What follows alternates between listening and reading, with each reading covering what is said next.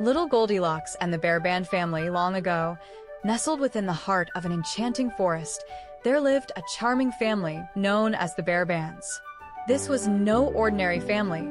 Papa Bear, Mama Bear, and Baby Bear were celebrated far and wide as the forest's most illustrious musical troupe. Papa Bear had a knack for the resounding bass drum, its deep thud echoing through the trees. Mama Bear, with her gentle rhythm, Bear strummed the acoustic guitar with a gentle touch, while Little Bear handled the tiniest, most adorable trumpet you've ever laid eyes on. Leading the ensemble was Uncle Growley, whose voice was the richest and most velvety in the entire region. One bright and sunny morning, the Bear family gathered at Uncle Growley's home to rehearse for their grand concert in the forest. Oh, dear. Uncle Growley was hit by a dreadful bout of sneezes. Achoo, he went, sneezing so forcefully that his honey tea splashed everywhere. Achoo. Achoo. Mama Bear let out a shocked gasp. You sound awful. Uncle Growley croaked. I can't possibly sing tonight. My throat feels scratchier than ever. A better singer than a thorn bush. The Bear Band was stunned. Their big concert was just around the corner. Every creature in the forest was expected. Rabbits, deer, and even the timid little foxes. How could they perform without a vocalist? Meanwhile, not far off, a curious young girl named Goldilocks was joyfully skipping through the woods. She had golden curls framed her face, and she had an insatiable thirst for adventure and porridge. What's that delightful aroma? She pondered aloud, taking a deep breath. The scent was rich and inviting, like cinnamon mingled with honey. Her stomach growled in agreement. Entranced, she traced the tantalizing fragrance to the bear's cozy home. Knock, knock, knock. But no one was there. Goldilocks gently pushed the door open. Hello, she called out, hoping for a reply. But there was only silence. Curiosity driving her, she crept inside. Her eyes fell on 3 bowls of porridge, each sending up little curls of steam. Just a small taste, she mused to herself. She bravely sampled the first bowl, labeled Papa Bear's. Oh, too hot, she exclaimed, pulling back. Fanning her mouth, she moved on to Mama Bear's porridge. Too cold, she muttered with a shiver. Then she tasted Baby Bear's bowl. Just right, she exclaimed, devouring it all. Satisfied and content, Goldilocks noticed 3 chairs. Papa Bear's was enormous and firm. Mama Bear's was soft and plush. Finally, she nestled into. Goldilocks spotted a small wooden chair belonging to Little Bear and said, Perfect, she exclaimed with a burst of joy.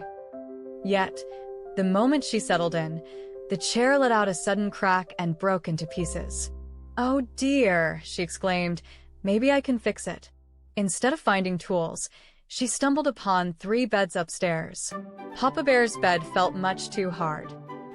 Mama Bear's bed was too soft, but Baby Bear's was just perfect. Satisfied, she snuggled in and soon fell into a deep, restful sleep. Meanwhile, over at Uncle Growley's house, despite hours spent sipping warm tea and resting, he still couldn't find his voice. It's hopeless, he croaked. I won't recover in time for the little bear.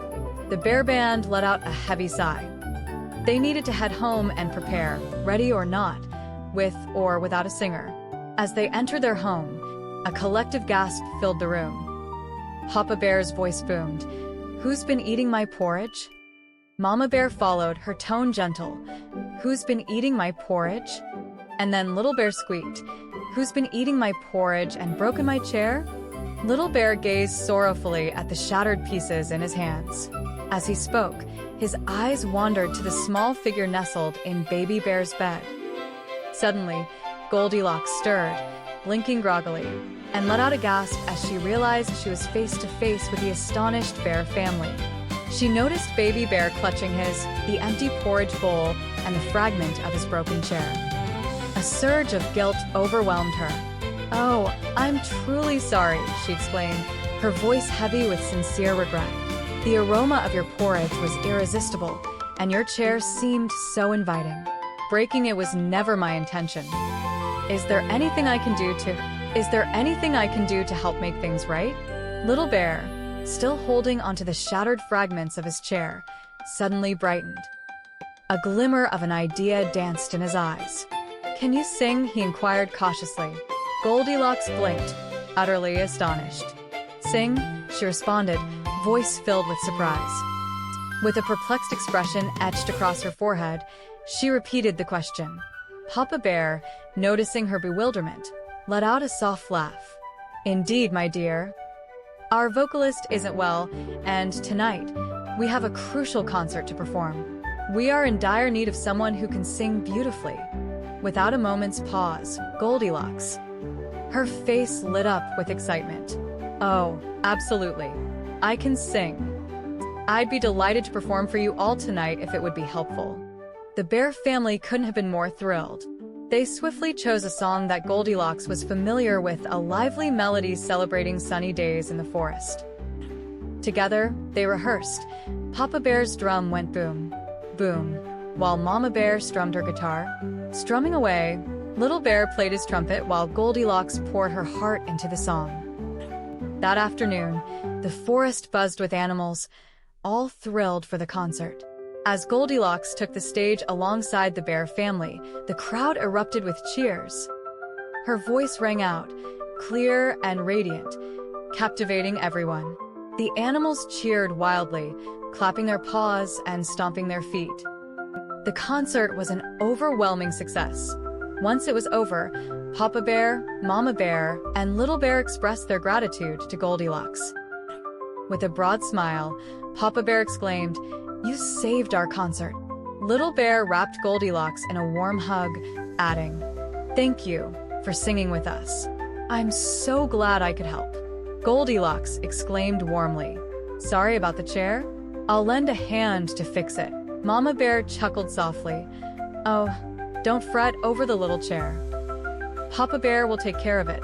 Now, why don't we enjoy some fresh porridge before you head home?" In the end, Goldilocks found herself with new furry friends and discovered that even when mistakes happen, a small error, there's always a way to set things straight. From that moment forward, whenever the Bear Band performed, Goldilocks joined them as their star guest singer. Uncle Growley even composed a special song just for her. Have you heard of Goldilocks? Golden-haired Goldilocks. She once met 3 bears.